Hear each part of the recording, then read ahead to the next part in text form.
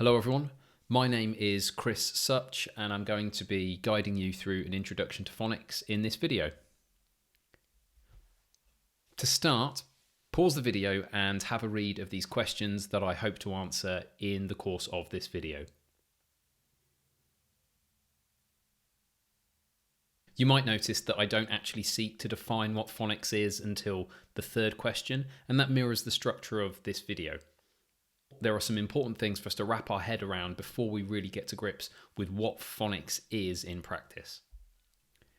In order to make sense of what phonics is and what it seeks to achieve, it's important that we have an underlying understanding of what reading is, and one way of looking at that is through a particular framework called the simple view of reading.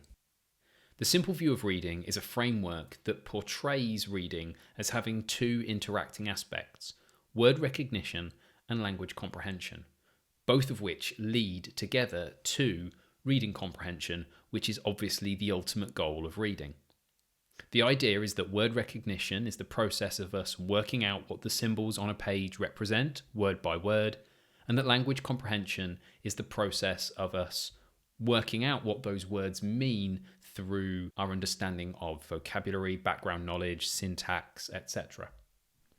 To be more precise, the simple view of reading, which originated with Goff and Tunmer in a paper from 1986, doesn't actually portray word recognition and language comprehension as processes.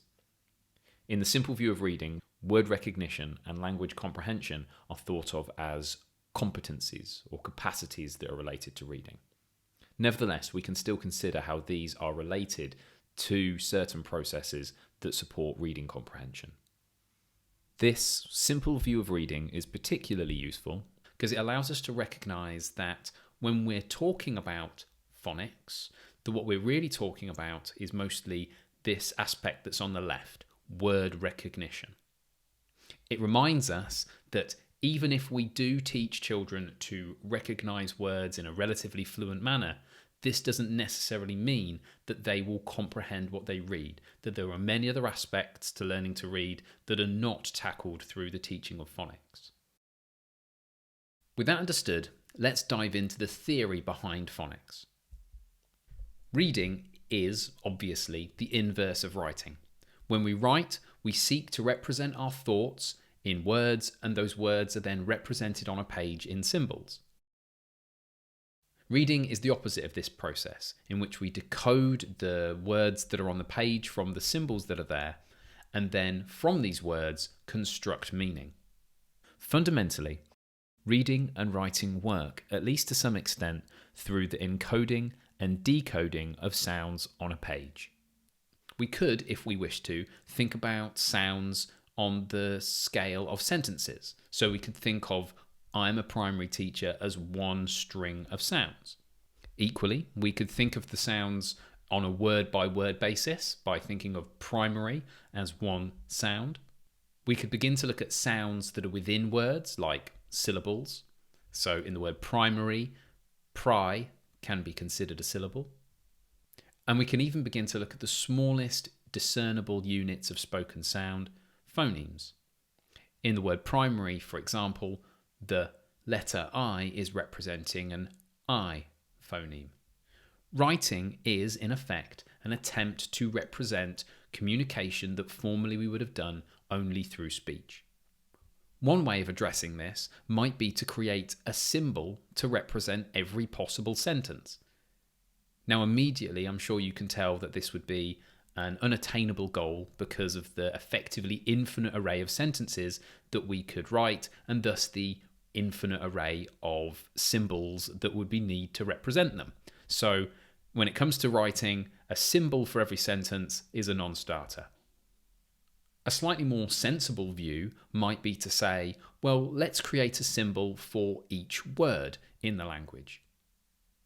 Now, while this might seem like a relatively sensible way of going about things at first, it is in fact also a non-starter. There are simply too many words in the language for us to be able to learn a symbol for each of those words. This is the case for every modern written language, and it means that every modern written language has had to find a solution to this problem. The solution that's contained within every modern written language, at least to some extent, is the representation of sounds that are within words. One way of doing this is to represent syllables. For example, along with other symbols, Japanese represents syllables within its language. This works nicely because there are around 100 different syllables in Japanese that form the spoken language. Japanese effectively has a collection of symbols that represent syllables that are used in the language alongside other symbols that support the acquisition of meaning from text. English, on the other hand, provides us with something of a problem. There are too many syllables within our spoken language for us to memorize a symbol for each of them. This leaves us with effectively one option when it comes to representing the sounds within our language. In English, the language is built around the representation of the phoneme, the smallest discernible unit of spoken sound. This is by no means a superior means of representing a spoken language. It is simply the only option available to us because of the way that spoken English is structured. This reality leads to certain key concepts that need to be addressed if someone is going to be able to decode in English. The first of these is the alphabetic principle. And this is the idea that in English, the sounds that I described, phonemes, are represented by individual letters or groups of letters, which are called graphemes. If you only take away one key idea from this video, let it be this one. Written English is built around the representation of phonemes using graphemes. Now, these smallest discernible units of spoken sound, or phonemes, can be represented by 1, 2, 3, or 4 letters. Let's look at an example of that. The I sound can be represented by 1 letter in the word by 2 letters in the word pie. When 2 letters are in a grapheme, we call that a digraph. It can be represented by 3 letters in light. So the I sound is represented by IGH. When there are 3 letters in a grapheme, we call this a trigraph. And the I sound can be represented by EIGH, so that's 4 letters in the word height, which is a tetragraph. Considerably less common. You'll probably come across tetragraph a lot less than digraphs and trigraphs. But in each case, the crucial thing to note is that the phoneme I is represented by graphemes of 1, 2, 3, or 4 letters. This links in nicely to my next point, which is that one sound can be represented by different spellings. So by that I mean a phoneme can be represented by different graphemes. For example, the N phoneme can be represented by N in night, KN in no, and GN in gnome. The inverse is true too, in that one spelling or one grapheme can represent different sounds or different phonemes.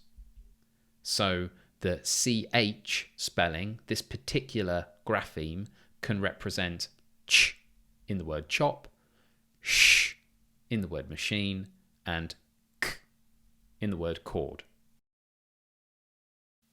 This variety of the correspondences between sounds and spellings is most extreme in the vowels and vowel sounds. So, for example here, one spelling, the letter A, can represent A in acorn, A in apple, E and in area, R in tomato, O in wash, E in many, O in water, and I in village. It's worth noting that the sound that is exceptionally common in English is sometimes called a schwa. It is a schwa when it is shortened and not stressed, often in polysyllabic words. This variety of correspondences between phonemes and graphemes brings me on to the idea of orthographic depth.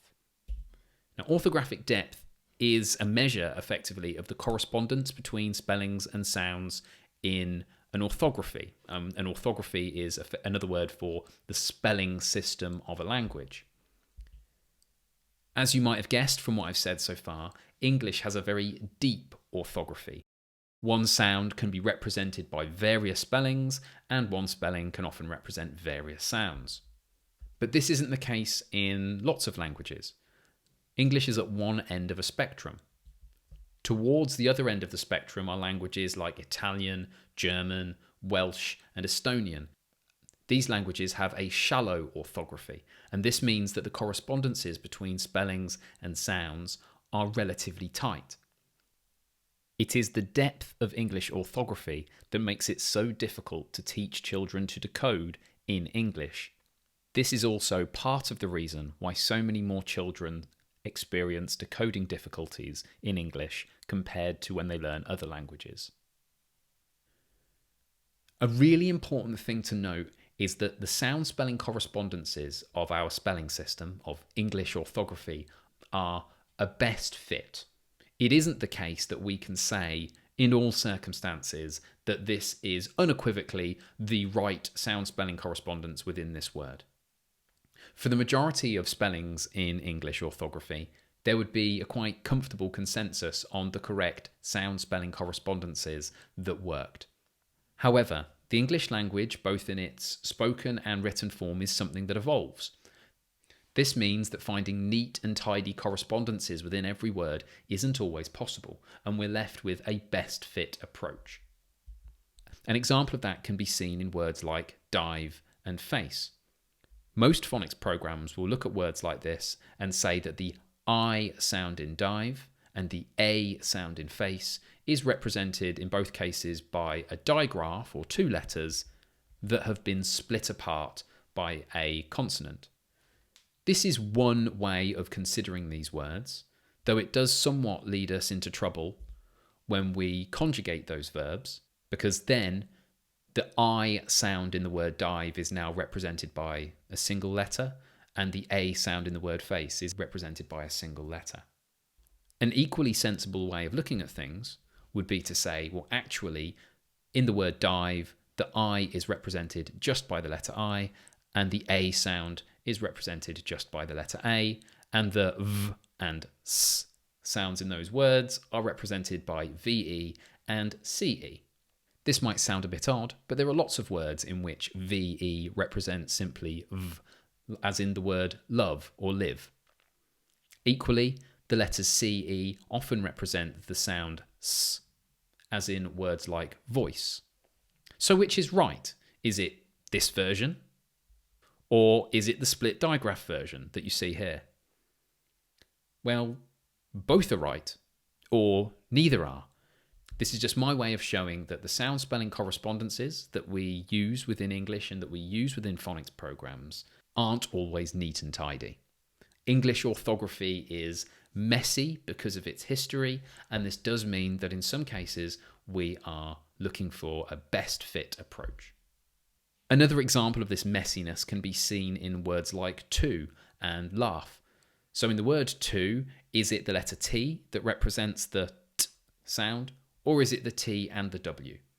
Equally, lots of phonics programs will look at GH in words like laugh and say that this pair of letters represents the F sound.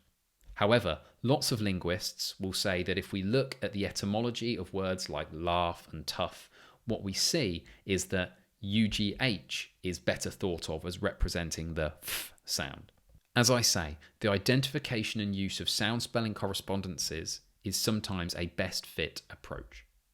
Regardless, it is still absolutely the case that on a fundamental level, our written language functions by representing phonemes. All of that is effectively to say that for people to begin decoding in English, they need a bank of sound spelling correspondences between phonemes and graphemes that they can work with. Alongside this, there are also key skills that people will need to have in order to begin decoding. These skills allow people to deal with phonemes, and from here on out I will call them phonemic skills. The first of these phonemic skills is blending. Blending is the process of taking the sounds that we see represented within a word and putting them back together to make that word again. So for example, if I decode the word cat as k-at, I can blend that back together to make cat. The reverse is useful, not least for spelling, but also for reading, and this is called segmenting. So when we segment a word, we do the opposite. So if I think of the word dog in my head, I can segment that into d, o, g.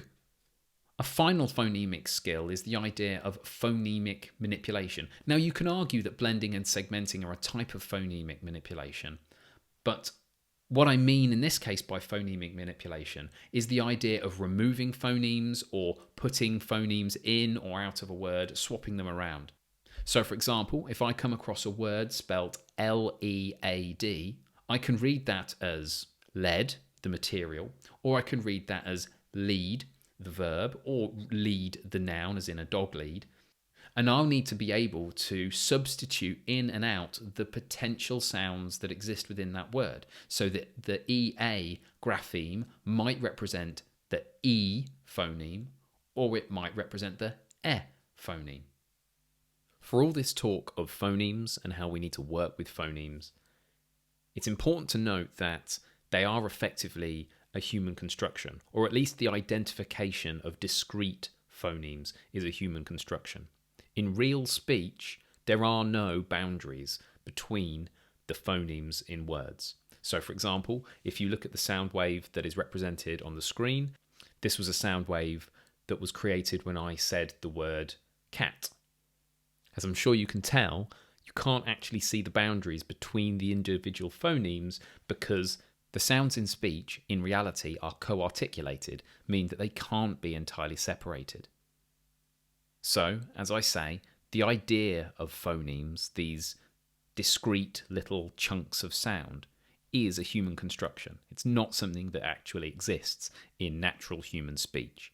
We have to learn to find them, learn to identify them, learn to manipulate them. And one of the ways that we learn to do this is through the process of learning to read.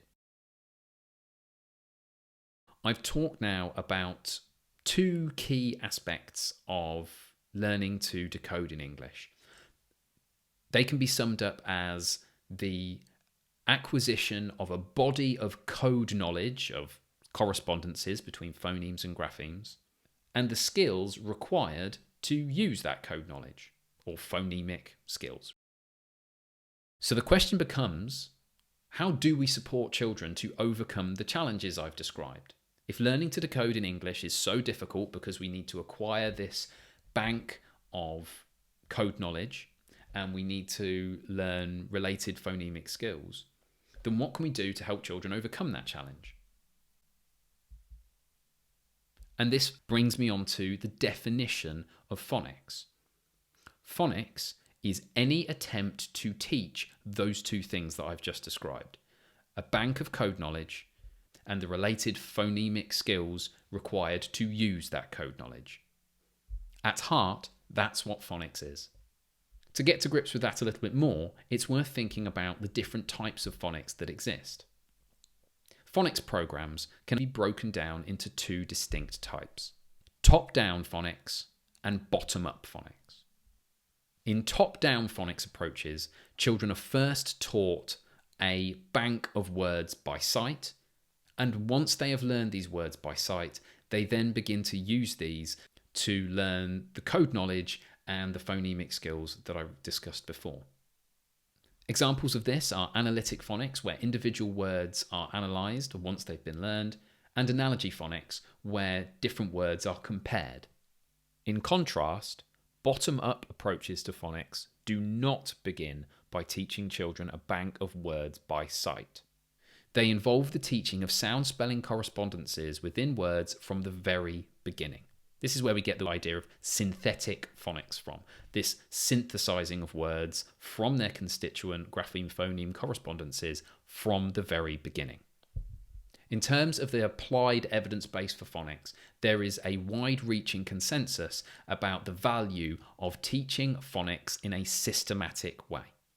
What we mean by systematic in terms of a phonics program is that it is incremental. In other words, it builds up step by step in terms of the code knowledge and the related phonemic skills that we want children to learn. Systematic phonics programs also progress from simplest code knowledge to the most complex. In other words, starting with the most common grapheme-phoneme correspondences, and over time building up to ones that are less common, and over time dealing with polysyllabic words as well.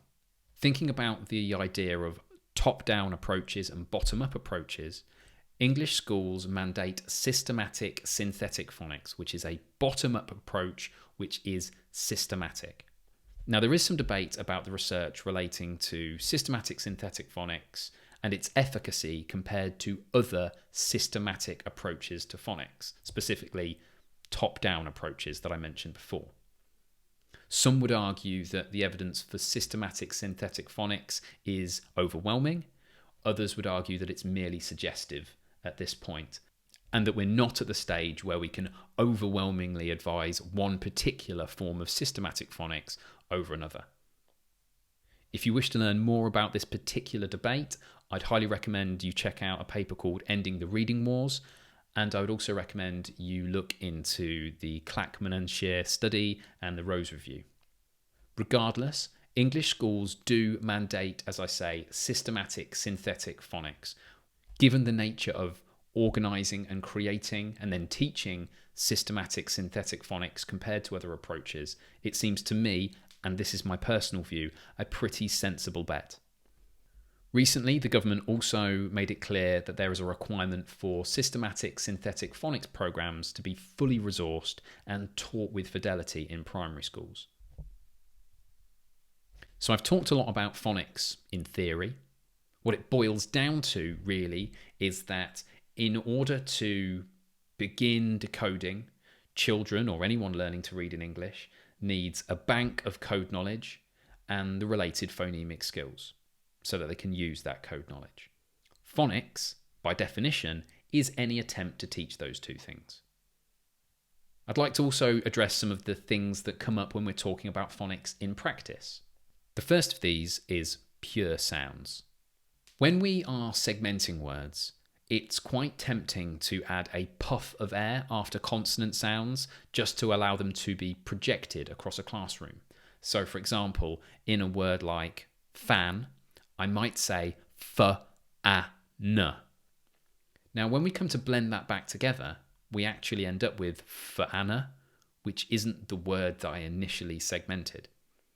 What we really want to try and do is to minimize the puff of air after consonant sounds so that instead of f-a-n, we're trying to say f-a-n, which hopefully when we blend it back together makes it easier to reconstruct the word fan. Inevitably, because of the need to project our voices, it isn't possible to completely get rid of that puff of air with certain consonant sounds. But the idea of minimizing that puff of air is a sensible thing that will support children to blend. Another practical aspect of phonics is the idea of sight words, or words that are sometimes described, I should say, as sight words. They're sometimes also described as tricky words or high-frequency words. What these effectively are words that children encounter that they do not yet know the code knowledge for, but that we want them to learn anyway because of how commonly they're going to see them in the decoding that they do. Examples of these are the and was. It's very likely that children will be introduced to the word the before they recognise that the letter E can represent a. However, this does not mean that we need to introduce these words as irregular or somehow different from the rest of the language. Every word in English orthography can be thought of as the representation of the phonemes of our spoken language in letters. So in this case, simply the is th and was is w or z. Just because children haven't encountered the relevant code knowledge yet doesn't mean we can't sensitize them to the code knowledge that is to come. In other words, we can teach these words in a way that gets them ready for the code knowledge that will help these words to make sense further down the line.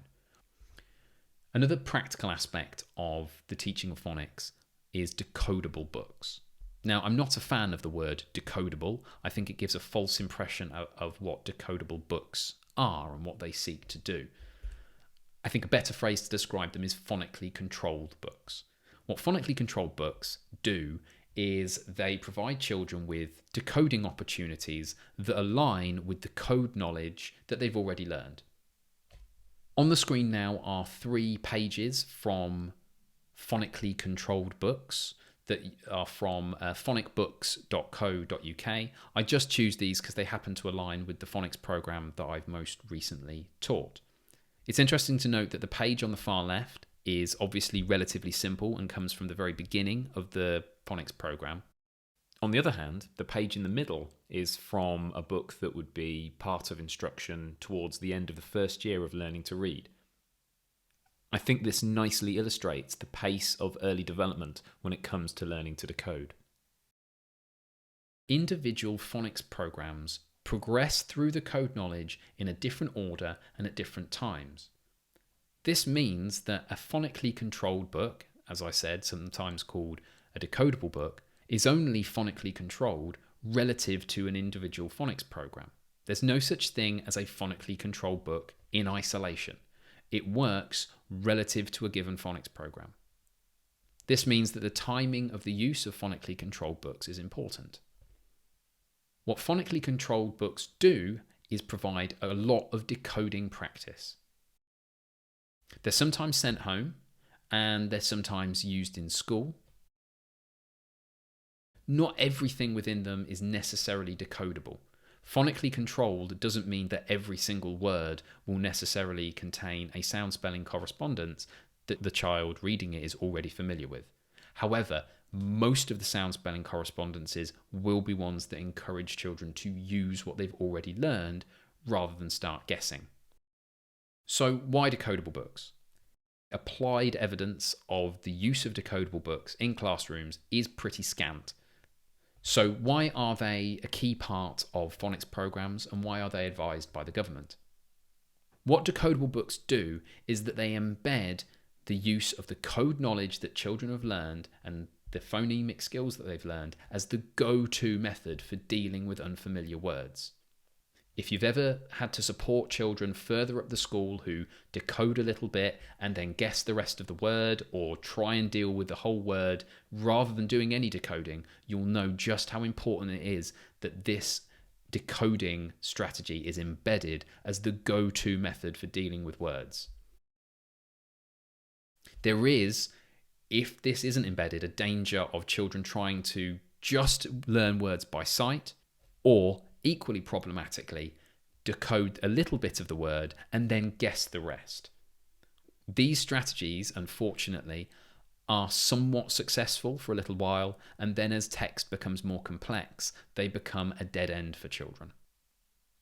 So does this mean that children should only be exposed to decodable books when they first begin to learn to read? A sensible way of dealing with this, and something that a lot of schools do, is provide decodables for children to practice reading from, but also ensure that children can pick books from book corners or school libraries that they can then share with a parent at home. These books are more likely to be read to the children or with the children, rather than the children themselves having to desperately struggle through books that they don't really have any chance of decoding successfully themselves.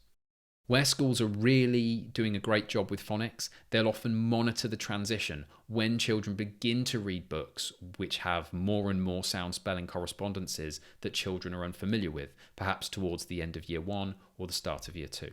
For many children, this transition can also happen earlier, but again, it needs to be monitored to ensure that children are still using the decoding of words as their go-to way of dealing with unfamiliar words.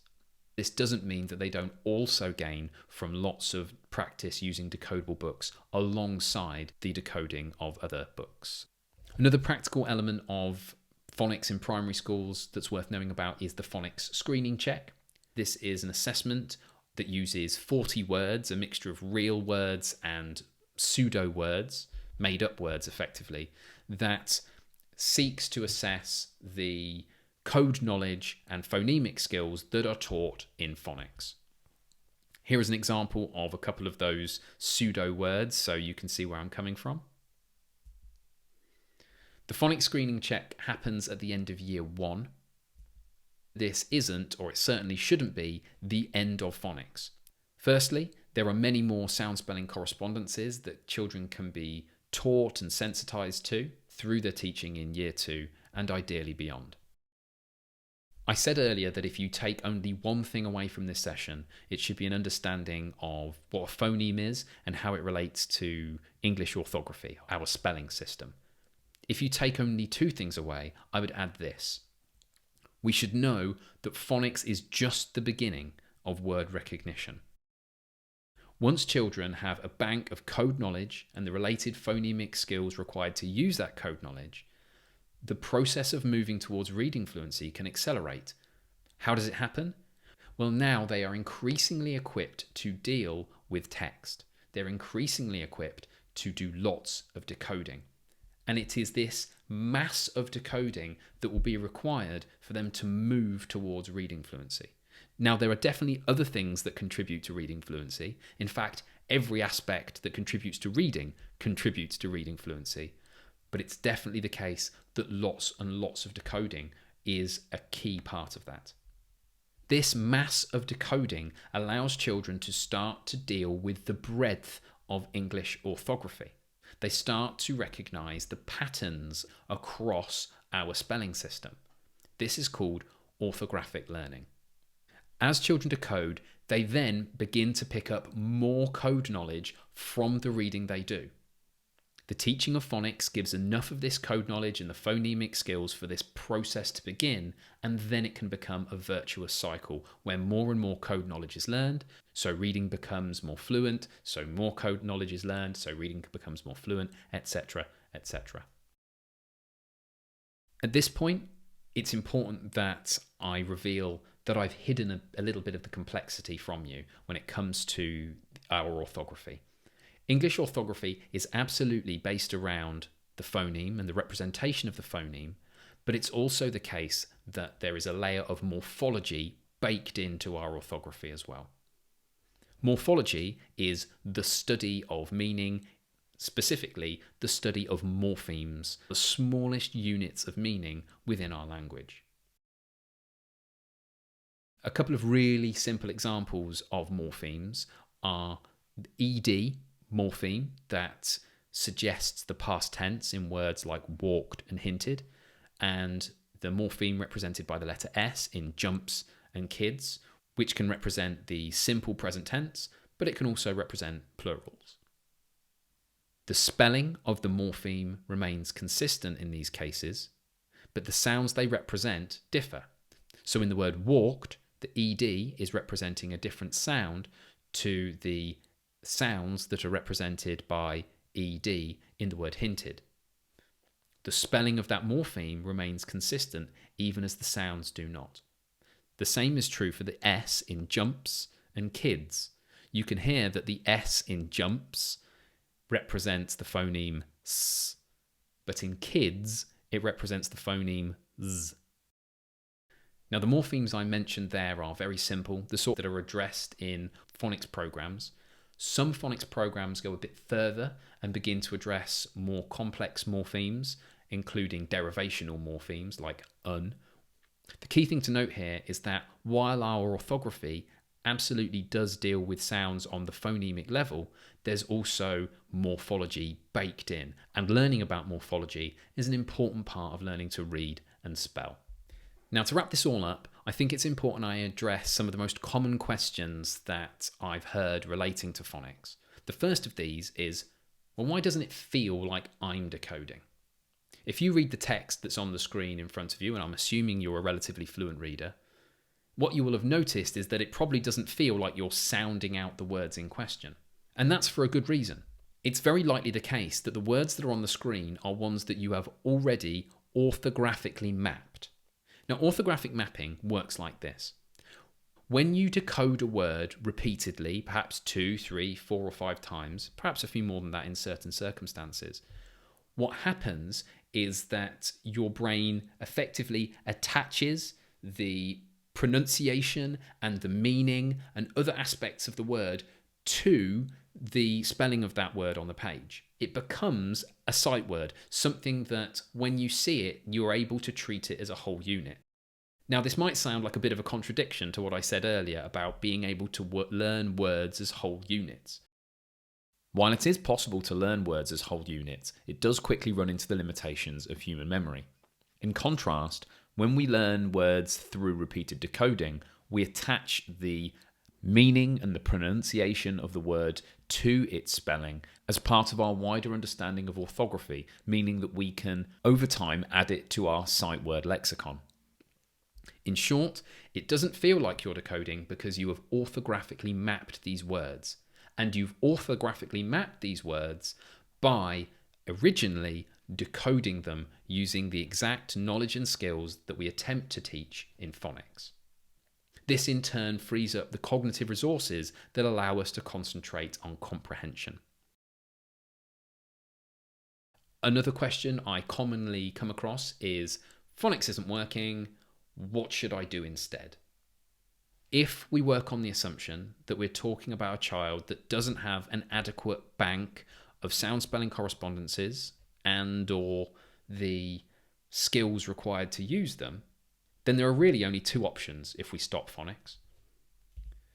The first is to recognise the reality that to become fluent, children will need a bank of sound spelling correspondences and the related phonemic skills, and that if we decide not to teach them, we're just leaving the child to it. We're saying, I haven't been able to successfully teach you these things. I hope you can pick them up for yourself. The second option is to start teaching children sound spelling correspondences, but not using graphemes and phonemes, but using whole words. Now, the really problematic thing about this strategy is that it can work for a while. For a brief period, it looks successful. It might even look successful for a couple of years if children are particularly adept at learning words by sight. The issue is that the limit of children's ability to memorize words as whole units is soon reached. At this point, they are left effectively guessing at new words by often decoding just small parts of the word and then taking a stab at the rest of it. They won't have been developing the code knowledge and skills that will allow them to orthographically map lots more words and to eventually progress towards reading fluency. The potential short-term gains of this approach are completely outweighed by the long-term downsides. Another question I come across a lot is, I never learned phonics. Aren't there other ways of learning to read? The first thing to note is what phonics is and what it isn't. Phonics is any attempt to teach a crucial bit of knowledge and a crucial set of skills that all fluent readers obtain. It isn't a method of teaching children how to read. It certainly isn't on its own. Phonics gives children the code knowledge and the phonemic skills that allow them to begin decoding. It does not guarantee that children will learn to read. The skills and knowledge that are taught through phonics are necessary, but they're not sufficient. That said, I'd like to address this point a little bit further. This person who never learned phonics. The first thing to note is that it's absolutely possible to learn a bank of code knowledge and the related phonemic skills without being explicitly taught. There are people, however, who need instruction. It's also worth noting that some phonics is pretty much ubiquitous. If we define phonics as any attempt to teach code knowledge and the relevant phonemic skills, then it's almost certainly the case that your education, be it at home or at school, did involve some attempt to teach reading on the basis of the phonemes that were being represented. Like I say, phonics teaches an essential component of reading, but there are other aspects required for children to become fluent readers. Things like vocabulary breadth and depth, their understanding of the world, their understanding of syntax, an understanding of text structure, etc., etc. And this brings me nicely on to the next question. These kids have done loads of phonics and they're not fluent readers. What next? As with so many things in education, the answer is, it depends. Perhaps these children don't need phonics. If phonics is the teaching of a bank of code knowledge and the related phonemic skills to use that code knowledge, if the children in question already have those two things to an adequate degree, then perhaps phonics isn't the thing that they need in order to progress towards being a fluent reader. We can only really know that through assessment. We should assess the different aspects of phonics. We should assess code knowledge and the different phonemic skills so that if they are lacking, these things can be directly targeted. It might not be that the child in question needs a full phonics intervention. They might, as is so often the case, need lots of practice in blending, in particular adjacent consonants. Obviously, if the things taught in phonics are weak, then these should be taught, regardless of the attempts that have happened in the past. If this isn't the problem, then we might look at fluency more generally and see whether the child in question has done the mass of decoding that's required to move towards fluency. We might consider fluency practice through repeated oral reading. If the knowledge and skills taught in phonics wasn't the problem and fluency seemed to be relatively age appropriate, then it might be the case that we're looking at issues related to vocabulary or knowledge of the world, and these are things that are likely to be better tackled in a classroom environment rather than through intervention. Another question I'm asked frequently is, my child is in reception and they can already read. Isn't phonics a backward step? I find it very interesting that this is a question that only ever seems to come up in relation to phonics, and it doesn't come up seemingly in relation to every other aspect of the curriculum. For example, when someone says, oh, my child is learning about plants and animals in science, they've already learned about plants and animals. Isn't them doing this lesson a backward step? It is at worst them consolidating something that they are already confident with. The same is true with phonics. Teaching children code knowledge and the related skills is by no means a backward step. For a great many children, the teaching of phonics will be an essential and irreplaceable element of them learning to read. For some others, particularly those fortunate enough to have learned to read at home, phonics will just be something that buttresses something they've already grasped. The final question I want to address is this one. Beyond struggling readers, how is any of this relevant to secondary schools? The first thing I'd state is that obviously struggling readers are a priority at secondary school just as they are at primary schools. Beyond this, however, it's worth understanding what phonics is, because underpinning what phonics is an understanding of our language and how we deal with it. For example, in a science lesson, if I'm teaching a child how to spell the word photosynthesis, perhaps they've asked, if I respond just by writing it on a board, yes, that might be quick and it might do the job briefly, but I won't necessarily have supported children in their understanding of the relationships between the sounds and the spellings in this word. I might support them better by breaking the word into syllables, looking at it as photosynthesis, and then looking at the particularly tricky sound spelling correspondences within that. Not least the schwa sound that appears just here, because this is an unstressed syllable. I might also look at components of that word, like photo and where this comes from. Crucially though, what I want to achieve is children beginning to think about spelling in a way that aligns with the phonics that they've learned and thus aligns with the underpinning logic of our language. Instead of asking the general question, how do I spell photosynthesis? What I'm really after is them asking the question, how do I spell the I sound in photosynthesis? It might just be the letter Y that's tripping them up. Firstly, this makes them more independent when it comes to spelling, but it also empowers them to hold the key question in their head when it comes to spelling, which is, how is this sound represented? And if we're getting into morphology and etymology, also perhaps, why is it spelt this way? Where else have I seen this set of letters working together to mean this thing? So, let's pull it all together. I started by talking about the interaction of word recognition and language comprehension and how these lead to reading comprehension. Word recognition was just one aspect of this framework. The code knowledge and skills that are learned in phonics support word recognition. But it was worth noting that there were many aspects in language comprehension that won't really be tackled by the teaching of phonics. Thus, the skills and knowledge learned in phonics is necessary but not sufficient for long-term development of reading fluency that supports reading comprehension. Crucially, we learned that written English involves the representation of phonemes with graphemes.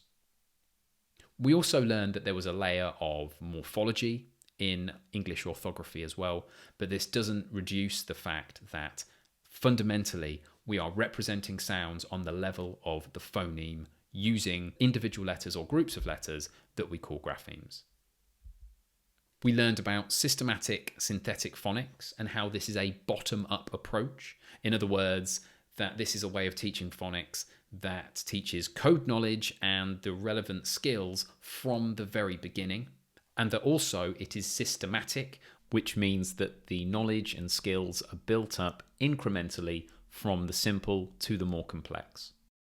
We also discussed the idea that phonics provides a foundation for the orthographic learning that follows. Children learn a bank of code knowledge and related phonemic skills that supports the decoding that will teach them more and more about their language and about the world as they progress. It allows a virtuous cycle to begin.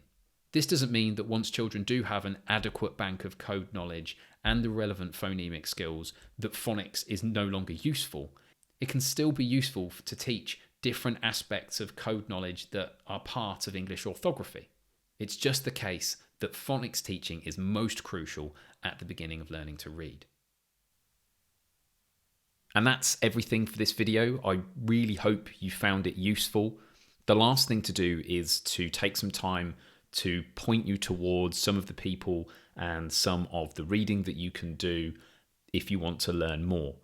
Obviously, everything that I've talked about in this video comes from other people, in effect. None of this is new, none of this is mine. It's all just stuff that I've found in other places. So it's really important that I signpost some of the stuff that I found most helpful. To learn more about phonics, I would start off by seeking out those people who really know their stuff on this subject. I am by no means an authority on it whatsoever. Seek out people like John Walker, Debbie Hepplewhite, Ruth Miskin. In fact, a good idea would be to seek out anyone who's had a key role in creating a phonics program that has been validated by the government. As I think I've already discussed, I would look out for a paper called Ending the Reading Wars as a fantastic overview of current reading research. I would look into The Simple View of Reading by Goff and Tumner. I would look into the work of Linnea Ehre for more on orthographic mapping and orthographic learning. For counterpoints on some of the things I've discussed, I would consider the work of Timothy Shanahan, particularly relating to decodable books. There are lots of people who are really interested in reading research that I'd recommend you follow on Twitter, like Martin Galway, Megan Dixon, Ryan Leishon, Susan Godsland, Pamela Snow, Pam Kastner. I could go on and on. There's loads of people that I'd recommend. I'm sure I've missed people out, and I apologise to those who I've tried to learn from who I've not mentioned here. I would highly recommend you follow Neil Almond as well. In particular, I'd recommend a video that he did for Brued Cleethorpes that you can find on YouTube that goes through some of the aspects that go beyond phonics. If you get the chance to hear him talk about reading, I think he communicates things in a really straightforward and interesting manner. As I've already said, I don't consider myself an authority on this subject, but if you'd like to get in touch to talk further about this, please feel free to contact me on Twitter. My handle is @suchmo83. Thanks again for listening.